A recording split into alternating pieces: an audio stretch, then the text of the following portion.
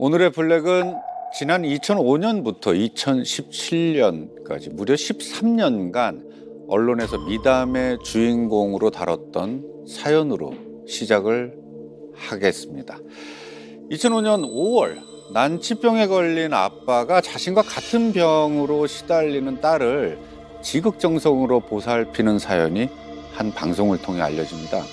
방송에서 아빠는 돈이 없어도 부모가 사랑을 주면 되는데 자신은 아픈 것까지 같이 줘야 한다면서 형편이 어려워서 아이 수술을 시켜주지 못하는 이런 애달픈 사정을 호소했습니다. 아주 자신에 이어서 자기 딸까지 같은 병에 좀 시달렸다니 굉장히 가슴이 아팠겠어요.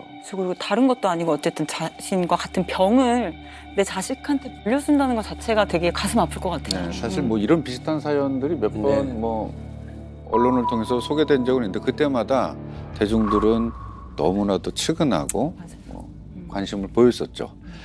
자, 방송이 나간 직후 역시 대중들의 안타까움을 자아냈습니다. 언론에선 이 아빠를 딸의 수술비를 벌기 위해 고군분투하면 천사 아빠라고 표현을 했고요. 응원에 힘입어 아이의 아빠는 곧 딸아이의 수술비 마련을 위한 모금 활동을 시작합니다. 자, 이게 바로 후원 모금에 올린 글입니다. 전 세계 3명뿐인 전 딸을 위해 뭐든지 합니다. 도와주세요. 사실 저 글만 봤을 때는 너무 따뜻한 아빠일 것 같고 같이 공감이 굉장히 많이 되는데 도대체 어떤 분인 거예요?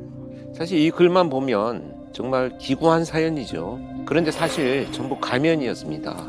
자신과 딸의 아픔을 가지고 온 국민을 상대로 사기를 친 건데요.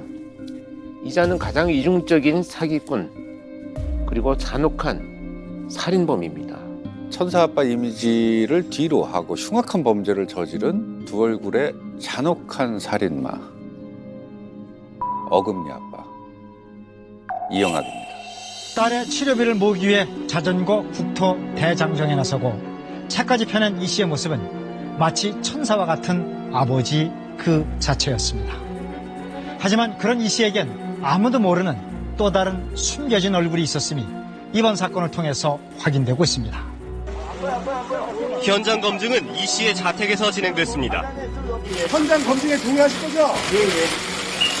딸 친구 왜 죽이신 거예요? 경찰 조사 결과 이영학은 지난달 30일 낮 딸을 시켜 피해 여중생을 집으로 유인했고 소리를 지르며 저항하자 이영학은 장롱에서 꺼낸 도구로 피해자를 질식해 숨지게 했습니다. 경찰의 신상정보 공개 결정 이후 이영학이 처음으로 맨 얼굴을 드러냈습니다. 더 많은 말을 해야 되고 더 많은 사죄를 해야 되지만 아직 이 모든 게 꿈만 같이 느껴지고 있습니다. 어제도 기도했고요. 제가 대신 영원히 지옥에서 불타겠습니다. 얼굴 보여줘야! 살인마! 아, 저 공자도 발전하는 기계가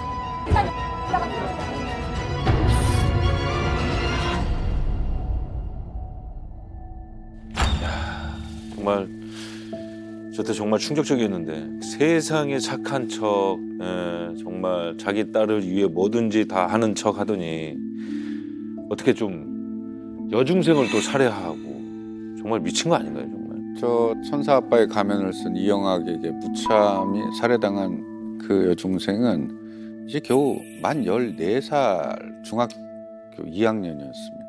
근데 사실 더 그 경악스러운 것은 피해자가 이영학 딸의 친구였다는 겁니다. 이영학은 이제 집에 찾아온 딸의 친구한테 절대로 해서는 안 될 끔찍한 짓을 벌인 것도 모자라서 끝내 살해한 아주 극악무도한 자이죠. 말이 안 되는 것 같아요, 진짜. 그러니까요. 아니 어떻게 딸 친구를 죽였다고요? 아니 왜 그런 짓을 했을까요? 네, 세상에서 가장 아름다운 아빠로 알려졌던 이영학이 어쩌다가 딸 친구를 죽인 끔찍한 살해범이 됐는지 2017년 9월 30일 사건 당일로 들어가 보겠습니다.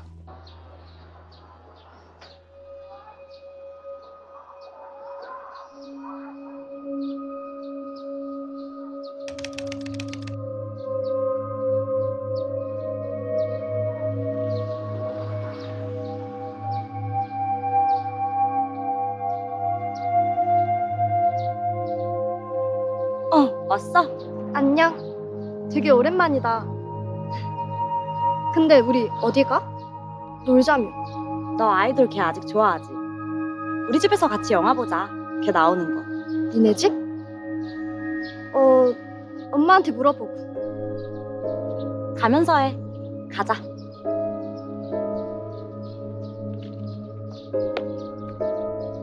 방금 그 교복 치마를 입은 학생이 이영학의 딸이고요. 옆에 있던 학생이 피해자입니다. 함께 영화를 보자면서 피해자를 유인해서 집으로 데리고 가는 장면이죠.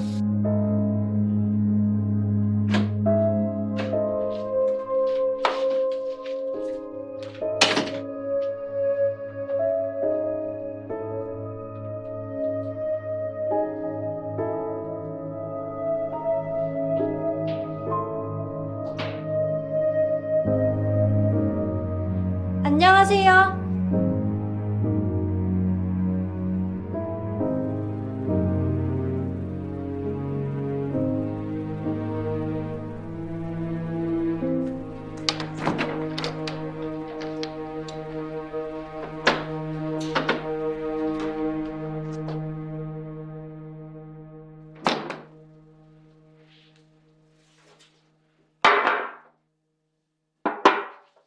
마셔.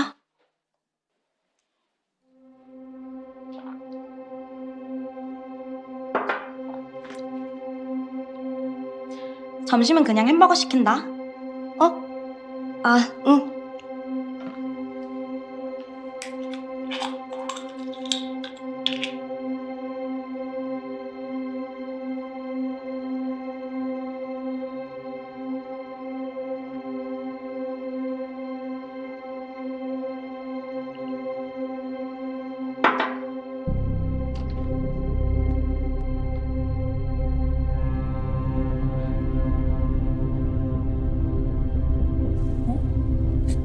글씨가 써 있네요, 다르게.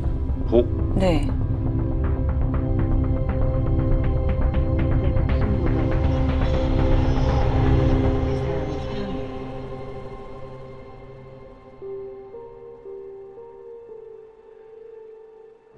그거 나잖아요.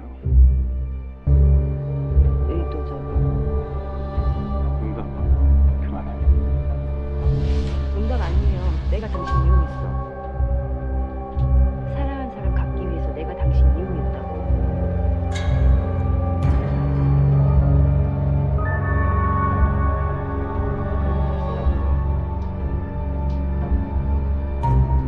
미안하다는 말, 용서해달라는 말 하지 않을게요. 너 계속 비몽사몽하는 거 보니까 감기 걸린 것 같아서. 이거 먼저 먹고 햄버거 먹어. 감기약이야? 땡큐.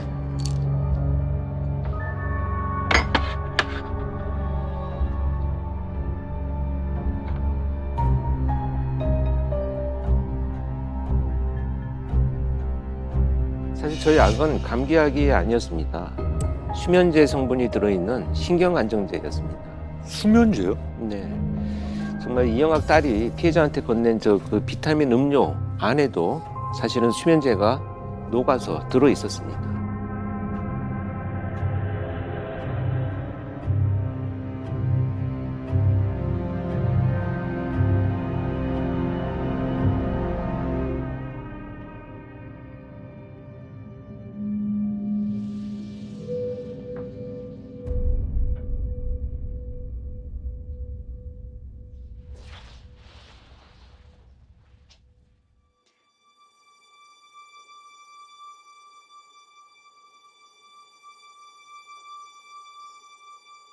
아빠.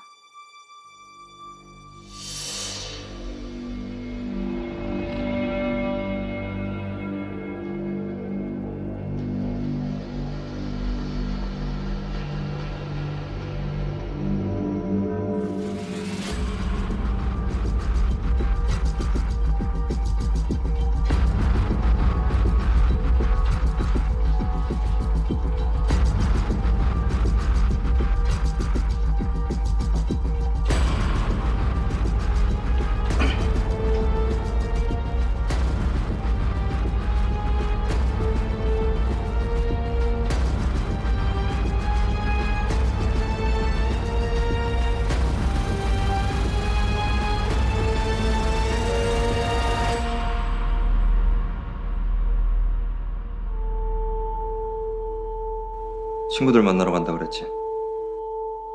올 때 전화해. 아빠가 데리러 갈게.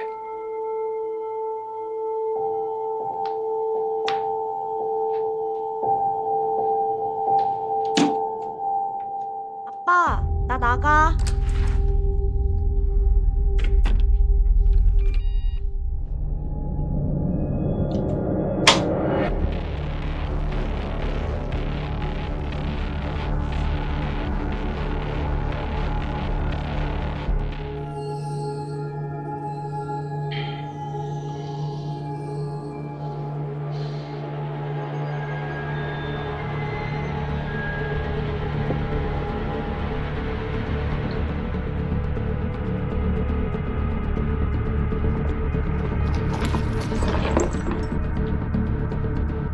아니 저거 성인 용품 아닌가요?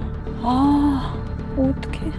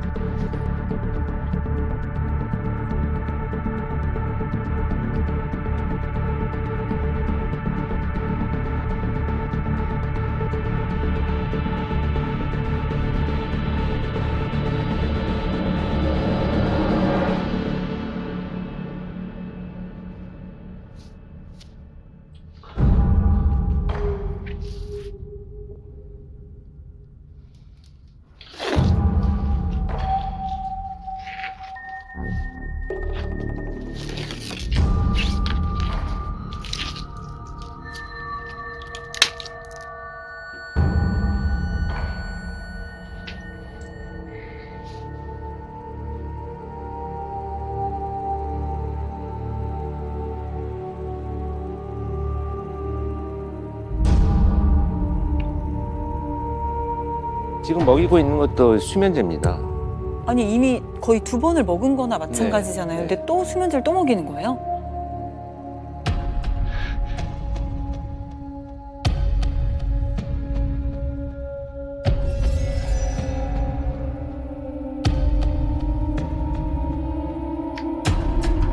실제로 이영학은 이렇게 가위로 피해자의 반바지와 속옷을 자르고 성추행을 했다고 합니다. 아, 저따구 짓을 하려고 수면제를 그렇게 먹는 여러 거예요? 번. 네.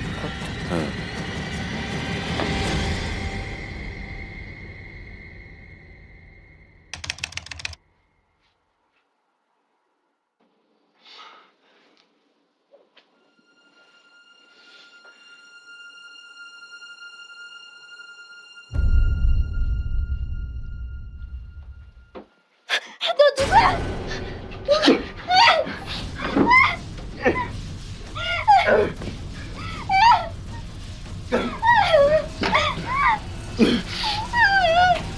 어떡해.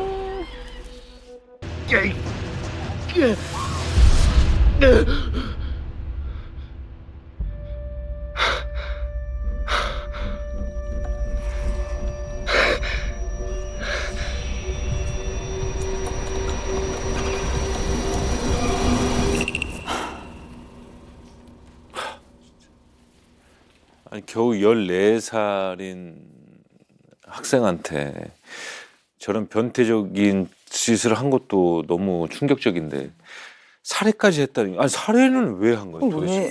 비극적인 사건. 네, 시작은 2017년입니다. 9월. 그때 추석이 길었습니다. 연휴가. 그 연휴에 막 시작된 주말, 이영학의 딸이 우리 집에서 아이돌 나오는 영화를 보자라고 하며 친구, 즉 피해자를 집에 데리고 가면서 시작이 됩니다. 그 이영학이는요, 딸을 시켜서 거실에 두었던 비타민 음료와 알약 2알을 피해자한테 먹여라. 피해자는 비타민이라는 말에 그냥 의심을 하지 않고 먹었을 텐데 그 속에는 14살 소녀에게는 정말 치명적인 양의 수면제가 이미 녹아져 있었습니다. 어떻게 아니 그 치명적인 양이라면 저희가 사실 가늠이 안 가는데 얼마나 좀 많은 양을 섭취하게 된 거예요? 함께 마신 그 드링크제에 알약이 3알이 녹여져 이미 3알이나. 있었고, 그리고 따로 이제 2알을 건넸잖아요. 그거 역시도 하여튼 이영학은 자신의 딸에게 그런 계획을 어떻게 보면은 사주했죠. 친구에게 약을 먹여라. 그렇게 하고 피해자는 결국에 그 약이 얼마나 센지 그냥 햄버거를 한 입 베어 문 상태로 쓰러졌다고 그럴 해요. 수밖에 없을 것 같아요. 야, 그 정도 양이면. 그리고 곧바로 딸은 외출을 내보내고 나가서 놀고 오라고 한 다음에 그런 상태, 한거 불능 상태의 그 피해자를 차마 입에 담을 수 없는 성추행을 정말로 긴 시간 동안 벌어지게 됩니다. 이런 식으로 자기 의식으로 뭔가 할 수 없는 상태를 만들어 놓은 다음에 이영학은 그 다음날 아침까지입니다. 저렇게 가학적인 성추행을 이어나갔습니다. 그리고 그 다음날 아침에 의식이 돌아온 피해자가 이영학을 발견하고 소리를 지르니까 이영학은 피해자의 목을 졸라서 살해를 한 겁니다. 아니, 그러면 그 전에도 그 피해자가 그 친구의 집, 이영학의 집에 자주 놀러 오고 좀 왕래를 했던 건가요? 근데 그렇지가 않습니다. 지금 이영학은 이 지금 피해자하고는 처음 본 인면식도 없는 사이고요. 사건 당일 처음 보게 된 거죠. 심지어 이영학의 딸도 피해자를 만난 것이 1년 만에 만났다고 합니다. 초등학교 동창인데 서로 다른 중학교에 진학을 하면서 자연스럽게 이제 왕래가 끊어졌는데 이영학의 딸이 1년 만에 전화를 해서 연락을 해가지고 오게 된 거죠. 아니 사건 당시에는 그 아내분이 없었나요? 어떻게 저런 짓이 가능했죠? 그러니까 저 범행이 벌어진 2017년 9월 30일이죠. 아내가 사망한 지 한 달도 채 안 된 시점입니다. 저 때가. 그리고 집에선 딸과 단 둘이 지내고 있었죠. 진짜 놀랍네요 정말. 아니 어떻게 아내 49주에도 안 끝난 상황에서 그리고 솔직히 더 충격적인 건 결국에 이런 단어를 써도 될지 모르겠지만 이영학이 피해자를 골랐다라는 겁니다. 골랐다고요? 피해자가 죽은 자신의 아내와 닮았다는 이유였습니다. 소름 끼쳐요. 진짜 소름 끼치네요. 이게 이제 범행이 일어나기 2주 전인데요. 이영학은 딸 이양한테 엄마 대신 나를 채워줄 사람이 필요하다. 이건 무슨 그 딸한테 이게 참 입에 담을 수조차 없는 말도 안 되는 얘기를. 아니 그런 대화가 좀 가능한 나이여야 그게 좀 이제 이해가- 그런. 그래서 그 피해자를 선택하기 위해서요. 그 친구들 중에 혹시 집안이 안 좋거나 부모님하고 사이가 안 좋은 친구가 있으면 이야기를 해달라. 딸의 휴대전화를 심지어 빼앗아서 메신저 속에 있는 딸 친구들의 프로필 사진들을 보면서 와. 피해자를 발견하고 범행 대상으로 삼았다는 충격적인 내용이 밝혀지게 됩니다. 딸은 처음에는 아빠의 이런 제안을 거부했어요. 무시했고 뭐 전혀 듣지도 않았는데 이해를 꼭 좀 데리고 와라. 이런 부탁을 2주 동안에 걸쳐서 딸에게 했답니다.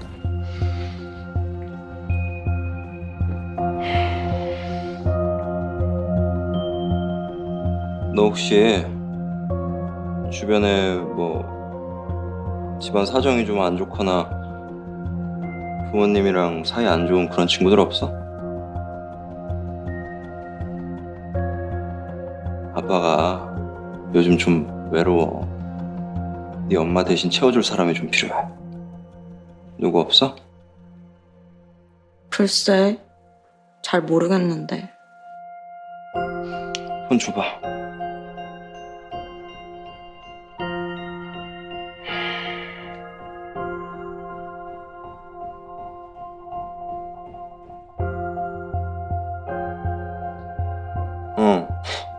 얘 괜찮다. 얘가 네 엄마랑 좀 닮았네. 얘부터 데려와. 얘는 초등학교 때 친구라 지금은 연락도 잘 안 하는데. 야, 아빠가 너한테 돈을 얼마나 많이 쓰는지 몰라서 그래? 외국에서 여자 하나 데려오려면 2, 3천만 원씩 드는데 그 대신 너 수술비랑 치료비에 다 갖다 쓰고 있는 거 알아 몰라? 알아. 연락해볼게. 와, 되게 죄책감 느끼게 말을 하네요. 협박하는 건데 사실은. 아니 지금 저게 저 딸 입장에서는 엄마가 세상을 떠난 지 지금 그쵸. 며칠이나 됐다고 아빠라는 사람한테 저런 얘기를 듣고 있냐는 거죠. 역시 우리 딸 착하네. 딸의 사진첩에서 마음에 드는 애를 골라오게 했어요.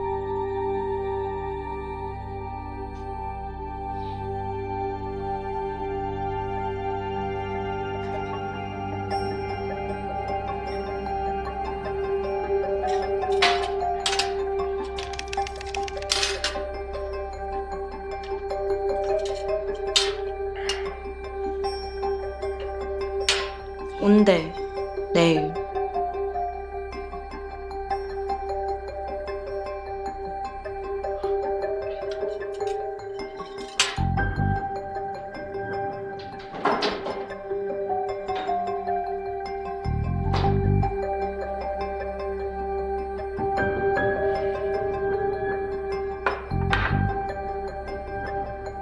큰 비타민제에는 수면제 3알 넣어둘 거고 작은 비타민제엔 수면제 2알만 넣어둘 거야.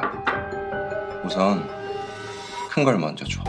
아 진짜 딸한테 저런 얘기를 했다고요? 범행 전에? 네, 저게 범행 전날 벌어진 상황인데요.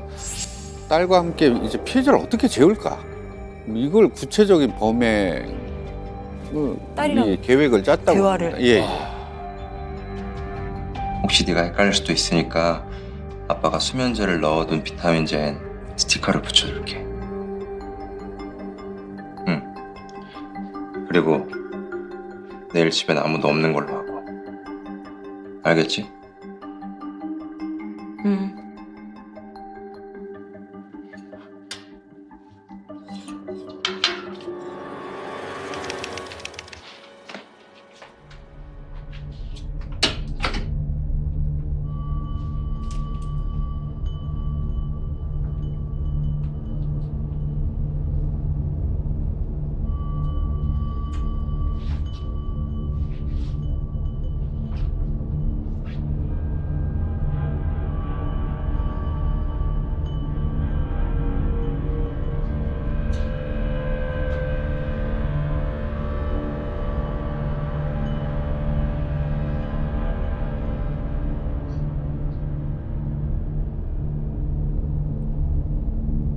어제 그거 먹여. 그 실제로 이영학이 한 말입니다. 그 안방에서 나오지 않은 채로 저렇게 딸을 조종을 했던 거죠. 아, 진짜요?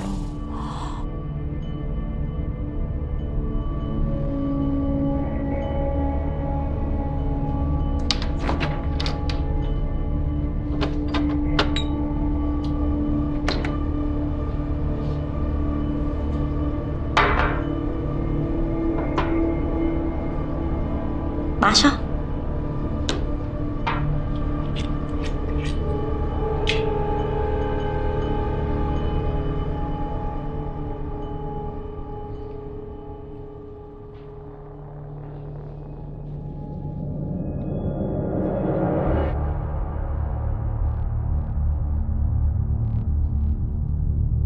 이거 우리 예전에 살던 집 지하실에 가져다 놔. 거기 도착하면 전원 꼭 끄고. 응. 지금 피해자가 잠이 들자 이영학은 딸을 시켜서 피해자의 휴대폰을 들고 나가게 합니다. 그리고 인근 시장에 가서 전원을 끄라고 얘기를 합니다. 그러면 위치 추적에 혼선을 빚게 되기 때문이죠. 이렇게 이제 전원을 끈 휴대전화는 결국 이제 이영학이 예전에 살던 집 그 지하에 숨겨놨습니다. 그 추후에 이영학이 그 휴대폰을 들고 나와가지고 다시 경기도 의정부시에 있는 한 다리 밑에 버리게 됩니다. 그래서 피해자가 가출한 것처럼 보이려고 하는 이런 그 위장 범행 계획이죠.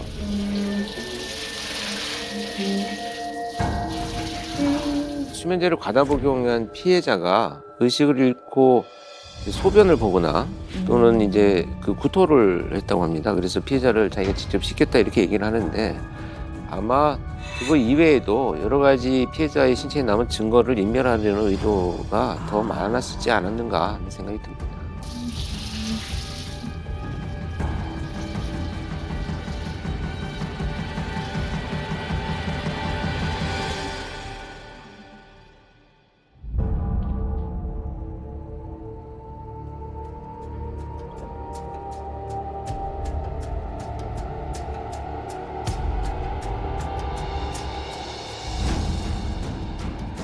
좀 더 확실하게 즐기고 싶었지만 몇 번이나 받았던 남성 확대 수술의 부작용으로 몇 년 전부턴 아예 남자 부시를 할 수 없게 돼버렸죠. 성에 차진 않았지만 이 정도로 만족할 수밖에 없었어요.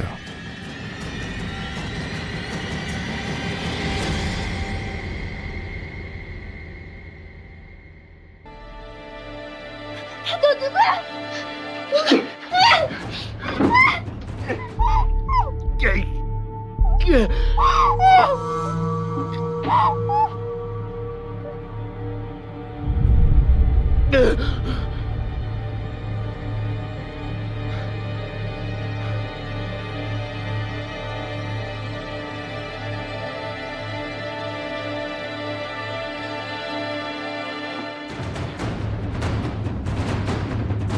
죽일 생각까지는 없었는데 깨어나 반항하는 모습을 보자 신고라도 할까봐 두려워졌죠. 그래서 그랬어요.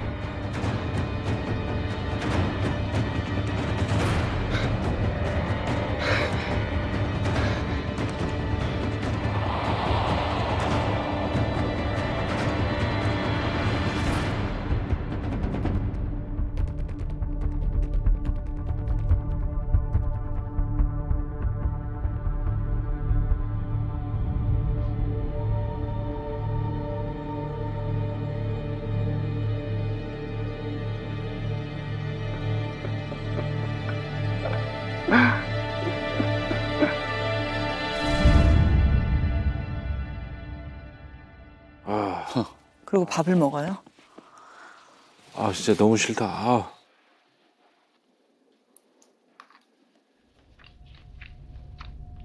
유나는? 죽었어?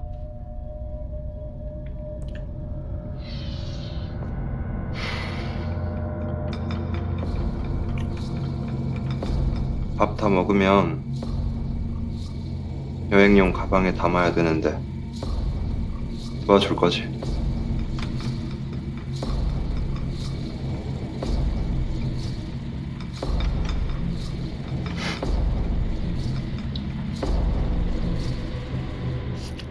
죽은 친구는 딸아이와 함께 보내주기로 했어요.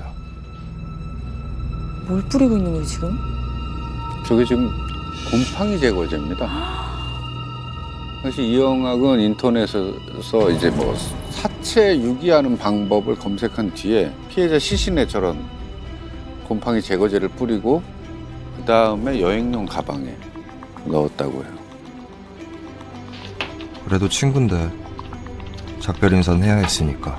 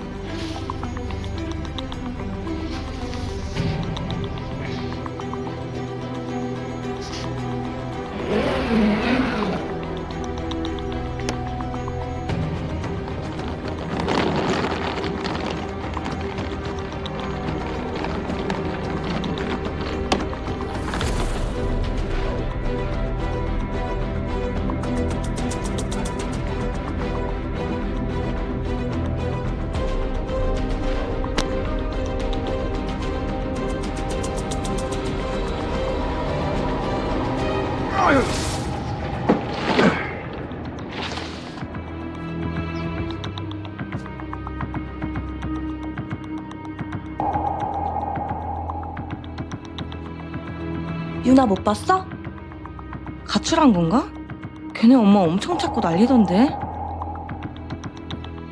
괜찮아. 살아는 있겠지.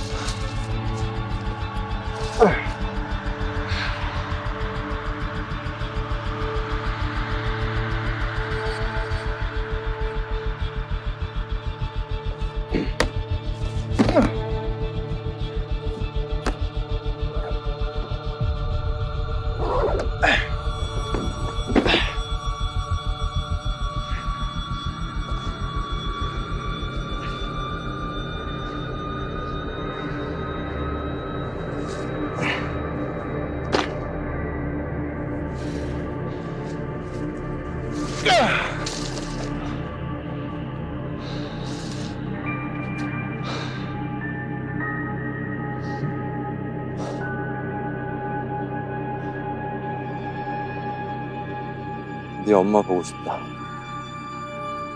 나도. 뭐예요? 지금 뭐라 그런 거예요? 아내가 보고 싶다고요, 갑자기?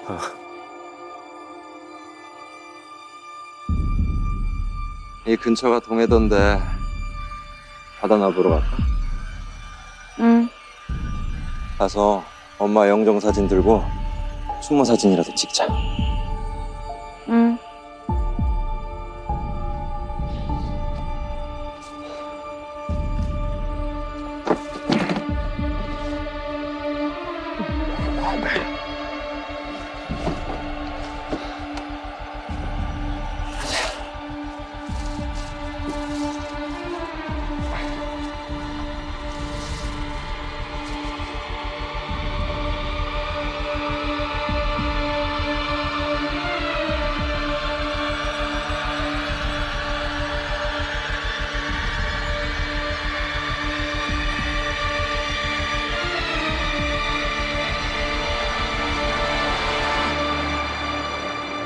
너무 비현실적이라 진짜 다 가짜처럼 느껴져요, 이게. 네. 저는. 진짜 저는 상상 못했어요. 딸이 같이 저렇게 공범으로 가담을 했다는 것 자체가 너무 놀라워요. 어쩐지 아까 처음에 영상부터 좀 이상했어요. 예. 친구를 데려다 놓고 아빠가 놀다 와 그러니까 나가서 놀고 나가고 이게 좀 이해가 안 됐었는데 진짜. 지금 보니까 이게 다 계획이었었네요. 사실 딸이 이렇게 공범의 어떤 역할을 맡고 한 이상 뭐 어쩔 수 없는 생각인데 도저히 그가 밖에 나가 있을 때 아빠가 자기 친구한테 어떻게 어떤 짓을 벌이고 있는지까지는 제발 좀 몰랐길 바란다라는 심정만 듭니다. 다만 이제 범행이 일어나던 그 시각에 딸은 밖에 나가서 친구들과 신나게 놀았습니다. 더 마음이 아팠던 것은 이영학의 딸과 피해자 어머니의 통화 내용입니다. 피해자 어머니는 친구를 만나러 갔던 그 딸이 안 들어오니까 이영학 딸한테 이제 결국 전화를 걸죠. 피해자가 어디 있느냐라고 이렇게 물었다고 합니다. 그랬더니 이영학의 딸이 몰라요. 2시에 헤어졌어요. 이게 태연하게 거짓말을 한 거죠. 자기가 지금 제공한 수면제를 먹고 자고 있는 것을 뻔히 알고 있지 않습니까? 결국은 이런 상황에 대비해서 이영학은 딸을 내보냈던 거죠. 저는 그 어머니의 마음이 너무 진짜 억장이 무너졌을 것 같아요. 딸의 친구가 그렇게 얘기를 했는데 알고 보니 그 친구에 의해서 이렇게 범행이 저질렀다는 것 사실 자체가 너무 충격이었을 것 같아요. 네. 이뿐만이 아닙니다. 그 이영학의 딸은 피해자가 없어진 걸 알고 이제 친구들이 연락이 오겠죠. 그러면 이 친구들에게 정말 태어나다 못해 소름 끼치는 문자를 주고받습니다. 피해자 한 번도 못 봤어. 아, 괜찮아. 살아는 있겠지. 그렇겠지? 그래. 크크크크. 웃기면 안 되는데 크크크크. 크크크크. 와. 세상에 크크. 왜 뭐가 이렇게 신이 나 있는 거죠? 그러니까 도대체 이게 뭐 어떻게 된 거지? 난 딸이 더 궁금하네요, 진짜. 이게 할 말인가요? 이게 인간으로서 지금 벌어지고 있는 상황을 다 알고 있는데 이런 반응을 한다는 게 정말 볼수록 아빠의 범행을 적극적으로 돕고 있다는 생각이 들어요. 네, 그런 이해할 수 없는 행동들이 계속 이어집니다. 아빠의 지시대로 외출했다가 결국 집에 돌아온 이 딸은 이영학이 피해자가 죽었다 이렇게 이야기를 하면서 그 시체를 여행용 가방에 담아야 된다고 하니까 알았다고 하면서 아버지하고 자연스럽게 뭐 볶음밥까지 해 먹고 시체 처리를 도와서 야산에 유기하는 것까지 적극적으로 이렇게 도왔다는 것이 밝혀졌습니다. 아니 진짜 그 왔는데 아빠가 친구가 죽었다라는 말 때문에 혹시 너무 충격을 받아서 이러한 행동들을 한 건 아닐까라고 믿고 싶을 정도로 네. 너무 사실 이해가 안 가는 거예요. 그러지 않고서 어떻게 이런 뭔가 이해가 안 가요, 진짜. 우리가 여러 가지 추정을 할 수 있습니다만 아내와 이 딸까지 아주 그 오래전부터 가스라이팅을 지속해 왔던 것으로 보여집니다.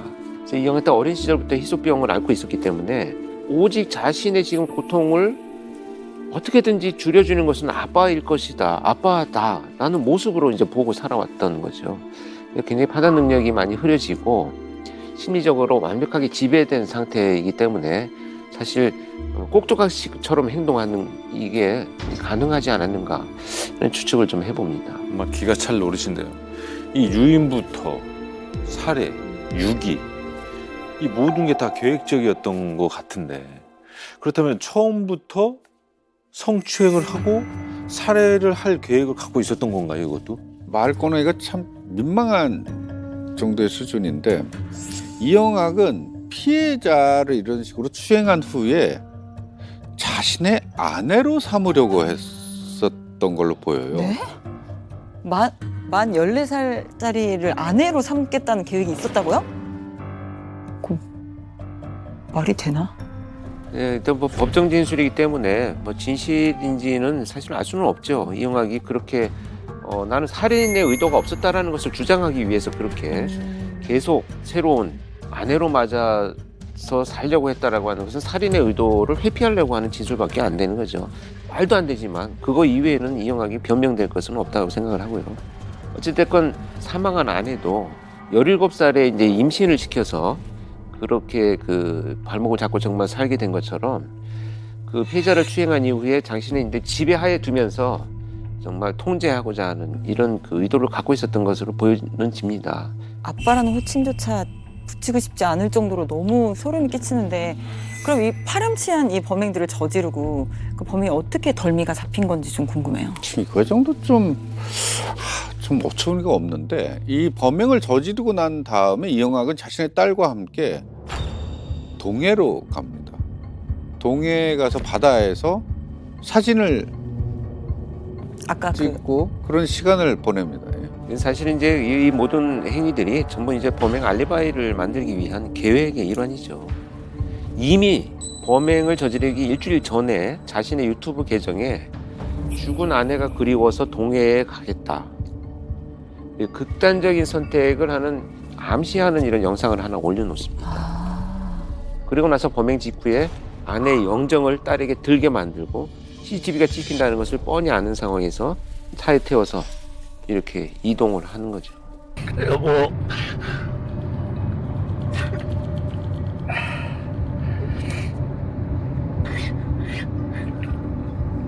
진작에 당신 따라갔어야 되는데 이게 어떻게 남기려고 하니까 이게 일이 되게 복잡하게 돼서 내가 약을 넣었는데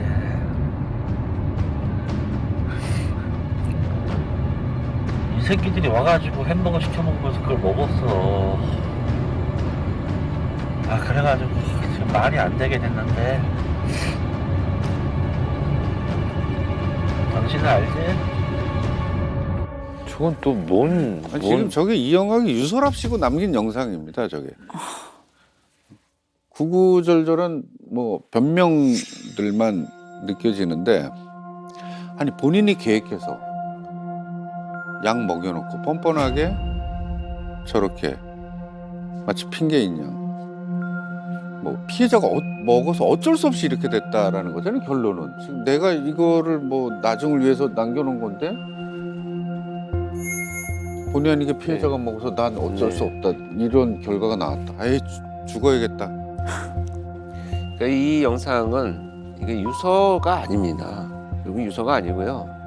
나중에 이제 범행이 발각됐을 때 자신이 이 범행이 왜 벌어졌는지를 이제 변명하는 내용을 자기는 나름대로 지금 이제 영상으로 남겨놓고 있는 장면이고요. 여러분 고맙습니다라고 끝이 나잖아요. 이건 이영학이 그동안에 후원금을 모금할 때와 같은 멘트입니다.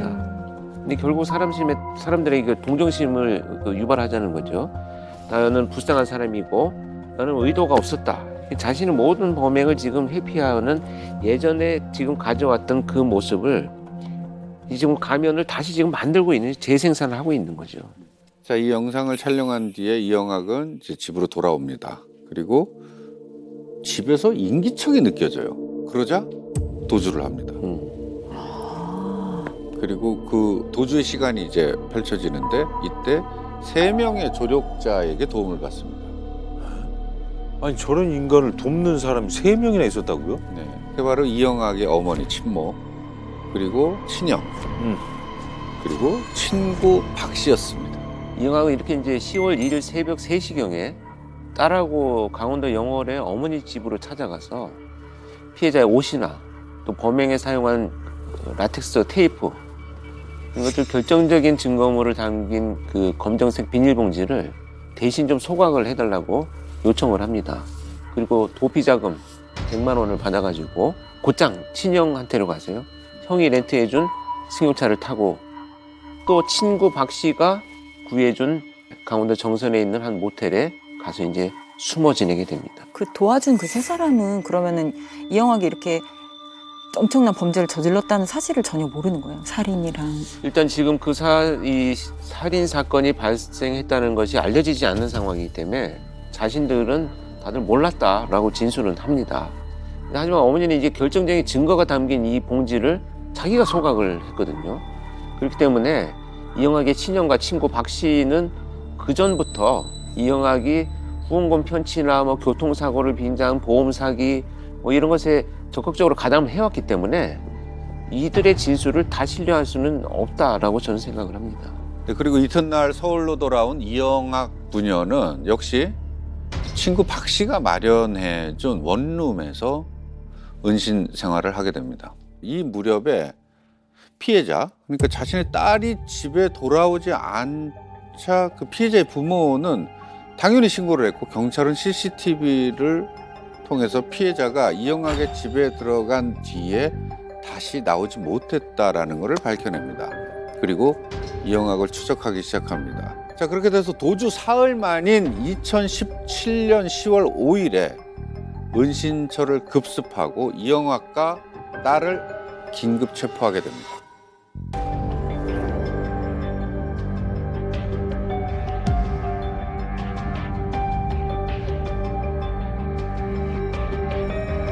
이양이 가슴에 액자를 아는 것도 눈에 띄는데요. 어머니 영정사진으로 추정됩니다.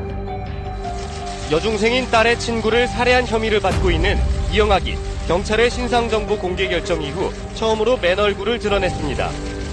아내가 죽은 후 계속 약에 취해 있었고 한동안 제정신이 아니었습니다. 딸 A의 친구인 피해자를 범행 대상으로 선정하여 성적 욕구를 해소할 목적으로 범행하였다고 진술하였습니다. 수면제 왜 줬어요? 아빠가 친구는 왜 부르라고 했어요? 그럼 마지막으로 피해자분께 하시고 싶은 말 한마디만. 어제도 기도했고요. 제가 대신 영원히 지옥에서 불타겠습니다. 그거는 확실하고요. 그리고 한 가지 부탁이 있습니다. 9월 5일에 제 아내 죽음 자살에 대해서 좀 진실을 밝혀주십시오.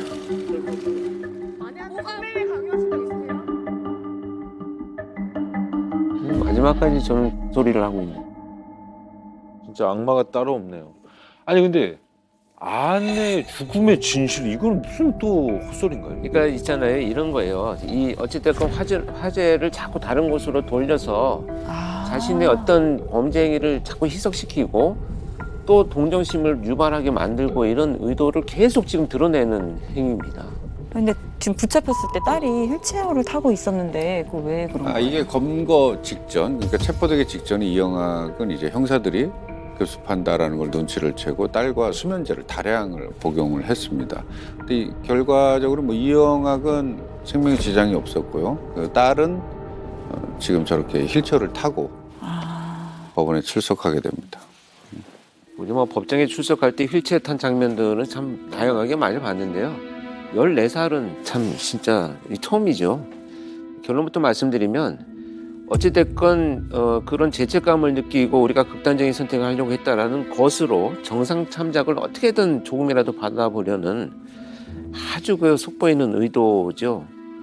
극단적인 선택, 쇼까지 벌이면서 부인했던 이영학은 피해자의 몸에서 목졸림 흔적, 그다음에 딸이 아빠가 죽인 게 맞다라는 진술이 나오니까 마지못해서 저렇게 이제 범행을 인정을 합니다. 그래서 저 이영학은 어떤 처벌을 받았습니까? 딸 친구를 성추행하고 살해했던 이영학은 강간 등 살인죄, 마약류 관리에 관한 법률 위반, 추행, 유인, 사체 유기, 사기, 상해, 보험사기방지 특별법 위반, 성매매 알선, 국민기초생활보장법 위반, 기부금품 모집 및 사용에 관한 법률 위반 등으로 기소되어 2018년 11월 28일 대법원에서 무기징역을 최종 선고받습니다. 와, 무기징역이야. 아니, 죄를 너무 많이 지었는데 그걸로 될까요? 1심 재판부에서는 이영학에게 일단 사형을 선고를 합니다. 근데 2심 재판부에서 이영학을 사회로부터 영구 격리할 필요가 있으나 사형에 처할 정도로 보이지는 않는다. 사형에 처? 이렇게 이야기를 하면서 느닷없이 이제 무기징역을 선고를 하고요. 대법원 판결에서도 최종 무기징역으로 선고가 됩니다. 정말 이 행위의 어떤 그 내용들을 보고 사형이 아니라고 하는 것은 정말 우리가 정말 이해할 수 없는 그 판결이라고 생각을 합니다. 이 딸의 처벌은 또 어떻게 됐습니까? 네, 뭐 미성년자죠. 그렇지만 유인 그리고 이제 사체 유기의 혐의를 받습니다. 그래서 2017년 근데 이게 또 만 14세 소년법에 적용이 되거든요. 그래서 장기 6년, 단기 4년형을 선고받습니다. 2022년 현재 만 18살이죠. 딸의 수감 여부는 저희가 이제 확인되지는 않고 있으나 아마 단기로 복역을 했다면 이미 출소를 했을 테고 이 밖에 도피를 도왔던 친형은 징역 1년 그리고 친구 박 씨는 징역 8월 그리고 어머니는 이제 친족이라서 처벌을 받지 않게 됩니다. 현행법상의 그 증거인멸죄는 친족에게는 적용하지 않도록 되어 있습니다. 이제 친족 상도례라고 하는데요. 어머니의 처벌은 이제 증거를 인멸하고 은닉시켜 주었지만 처벌은 이루어지지 않았습니다. 이영학은 이렇게 공판이 진행되는 동안에 법원에 43차례 동안 반성문을 이제 제출을 합니다. 그러니까 형을 줄이기 위해서 안간힘을 썼습니다. 그리고 뭐 재판할 때마다 또 꼬박꼬박 눈물을 보였다고도 했는데 이제 눈물이 이영학의 어떤 전매 특허처럼 그러네요, 진짜. 느껴집니다. 이 프로그램을 하면서.